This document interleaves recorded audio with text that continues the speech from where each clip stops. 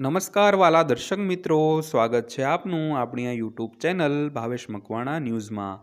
તો સૌથી પહેલાં બધાને જય શ્રી કૃષ્ણ, જય માતાજી, હર હર મહાદેવ। તો મિત્રો, આજના વિડીયોમાં આપણે ખૂબ જ સરસ મજાની ચર્ચા કરવાના છીએ। તો ચર્ચામાં એવું છે કે વધતી જતી મોંઘવારીને જોતા પગાર અને પેન્શનમાં સુધારો કરવા માટે પેન્શનરોના યુનિયને વડાપ્રધાનને પત્ર લખ્યો છે અને કહ્યું છે કે હવે તમારી પાસે જ કંઈક અપેક્ષાની આશા છે મિત્રો। તો મિત્રો, વિડીયોમાં વિગતે ચર્ચા કરવાના છીએ, એટલે વિડીયો તમે અંત સુધી જોઈ લેજો। અને જો હજી સુધી આપણી આ ચેનલ સબસ્ક્રાઈબ ન કરી હોય તો આવી જ રોજે રોજ મજેદાર માહિતી મેળવવા માટે આપણી આ ચેનલ અત્યારે સબસ્ક્રાઈબ કરી લેજો મિત્રો। તો શરૂ કરીએ આજનો વિડીયો। તો જ્યારથી કેન્દ્ર સરકારે 8મા પગાર પંચને લઈને પોતાનું વલણ સ્પષ્ટ કર્યું છે, ત્યારથી જ 8મા પગાર પંચના અમલ માટે કર્મચારીઓની ઉગ્ર માંગ પણ છે।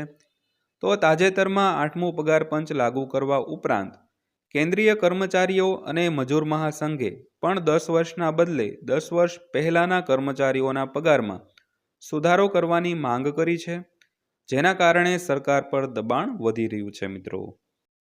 તો તાજેતરમાં કેન્દ્ર સરકાર દ્વારા એક અપડેટ જારી કરવામાં આવ્યું હતું, તો જેના કારણે દેશભરના કરોડો કર્મચારીઓ નિરાશ થયા હતા।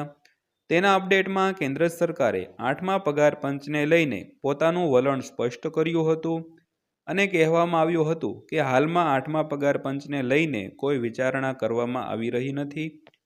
આવી સ્થિતિમાં કર્મચારીઓએ આનો વિરોધ કર્યો છે અને કેન્દ્ર સરકાર પાસેથી 8મું પગાર પંચ લાગુ કરવાની માંગ પણ કરી છે। તો 8મા પગાર પંચ ઉપરાંત દર 5 વર્ષે નવું પગાર પંચ બનાવવાની માંગણી પણ કરવામાં આવી છે મિત્રો। તો આ યુનિયન દ્વારા કરવામાં આવેલી માંગણી છે। તો કેન્દ્ર સરકારના કર્મચારીઓ અને કામદારોના સંઘે 12 ડિસેમ્બર એટલે કે ગુરુવારે વડાપ્રધાન નરેન્દ્ર મોદીને પત્ર લખીને 8મું કેન્દ્રીય પગાર પંચ લાગુ કરવાની માંગણી કરી છે। તો ફેડરેશનનું માનવું છે કે વધતી જતી મોંઘવારી અને કરન્સી વેલ્યુએશનમાં ઘટાડાને જોતા નવા પગાર પંચનો અમલ કરવો ખૂબ જ જરૂરી છે। તો વહેલી તકે પગાર સુધારવાની પણ માંગ કરવામાં આવી છે। તો મજદૂર મહાસંઘ દ્વારા કહેવામાં આવ્યું હતું કે કેન્દ્રીય કર્મચારીઓના પગારમાં છેલ્લે 1 જાન્યુઆરી 2016ના રોજ સુધારો કરવામાં આવ્યો હતો, જે પછી 7 જુલાઈ 2024 સુધી મોંઘવારી ભથ્થા એટલે કે ડીએમાં વધારાનો દર કરીને 53% વધુ થઈ ગયો છે।